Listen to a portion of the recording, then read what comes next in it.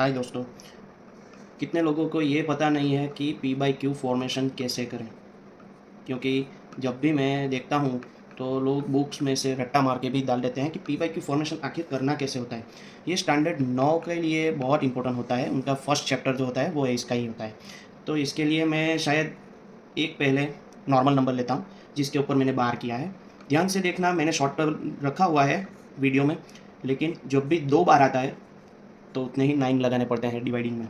उसके बाद ये जो 1 2 और 3 है मैंने सीधे डाल दिया। उसके बाद माइनस करना है। अगर पॉइंट और बार वाली नंबर के बीच में कोई भी नंबर नहीं है तो फिर हमें 1 बार करना है यहाँ पे। उसको माइनस करने के लिए 122 डिवाइड बाय 99 होगा, ये आंसर आ जाएगा। अगर बुक में ऐसा है तो एक्स उसने वेरिएबल पहले सेट किया हुआ है कि वेरिएबल करो, फिर 10 में से 0.9 या 9 पॉइंट या 99 वॉट एवर जो है वो बात करो, लेकिन वो सब करने की ज़रूरत नहीं है। यहाँ पर हम सेकंड पॉइंट लेते हैं।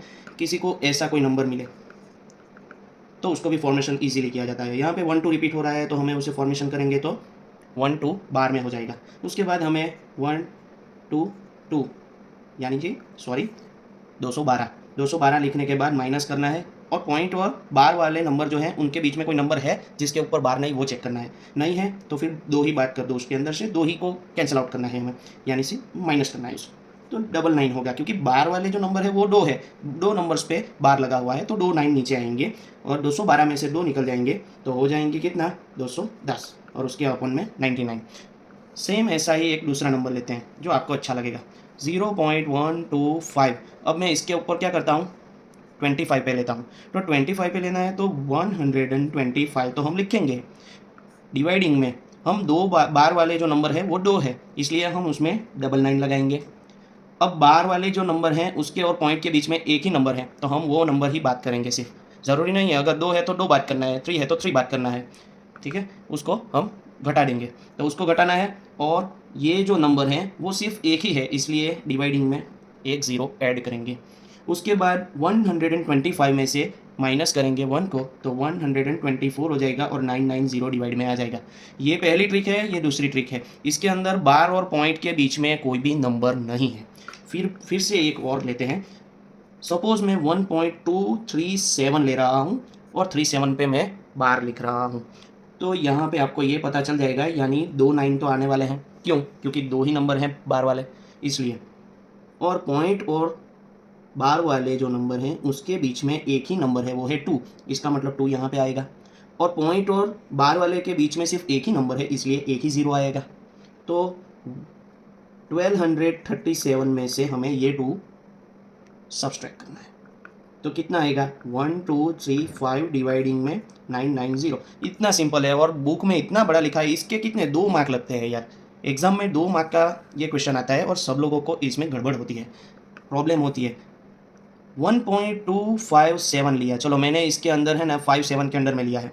ठीक है, चलो ये भी छोड़ दो, मैं पूरा का पूरा लेता हूँ ताकि आपको पता चले, वरना आप बोलेंगे कि 99 ही लिया है। अगर मैं 1257 लिया है, अब आपको लगेगा कि मैंने इसमें कितने 9 लगाने हैं, तो कि जितने बार है उतने 9 लगाने हैं। बार वाले नंबर कौन से हैं 257, 39 लगा दिए हमने डिवाइडिंग में। ठीक है, उसके ओपन में हमने 999 लिया। उसके बाद -1 करना है। क्यों? क्योंकि पॉइंट्स और बार के बीच में तो कोई नंबर नहीं है, लेकिन ये 1 तो है ना, तो 1 तो करना ही पड़ेगा। और ज़ीरो नहीं आएगा क्योंकि बार वाले जो नंबर है उसके और पॉइंट के बीच में कोई नंबर बिना बार का है ही नहीं, तो हमें वहाँ पे ज़ीरो लगाने की ज़रूरत ही नहीं है। ठीक है, तो 1256 डिवाइडिंग में 999 आएगा। ठीक है, और अगर मैंने 0.25 इसके ऊपर ऐसा कर दिया तो मैंने यहाँ पे सिर्फ 5 पे ही लिया हुआ है। अगर मैं 5 के लिए मैं कहूँ कि भाई मैं 25 लूँगा, 25 के सब्सट्रैक्ट करूँगा 2। क्यों? क्योंकि 2 तो हमें दिया हुआ है और 9 एक ही आएगा क्योंकि बार वाला नंबर कौन सा है, सिर्फ 5 ही है।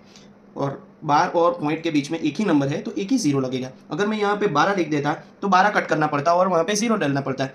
तो यहाँ पे आएगा 2 3 डिवाइडिंग में 90। इसके अंदर अगर कोई भी प्रॉब्लम हो तो आप मुझे बोल सकते हो। फ्रेंड्स, अगर ऐसे नंबर आपको एग्ज़ाम में पूछ सकते हैं तो इसे ऐसे ही सॉल्व करना पड़ेगा, जिससे आपका टाइम भी बच जाएगा और आपको सॉल्व करने में कोई दिक्कत भी नहीं होगी। ठीक है, अगर आपको और नंबर्स चाहिए तो मैं एक नंबर लेता हूँ, ये वाला।